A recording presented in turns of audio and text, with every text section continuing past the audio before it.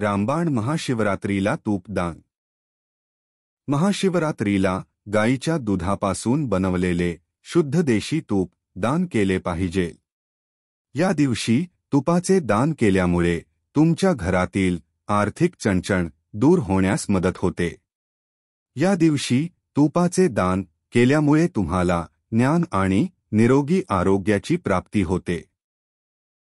कुठलाही उपाय करण्यापूर्वी ज्योतिष विषयातील जाणकारांशी संपर्क करा। तुमच्या जीवनाचे ध्येय निश्चित करा, योग्य दृष्टिकोन शोधा आणि उपाय अंमलात आणा। गुरूंचे मार्गदर्शन घ्या।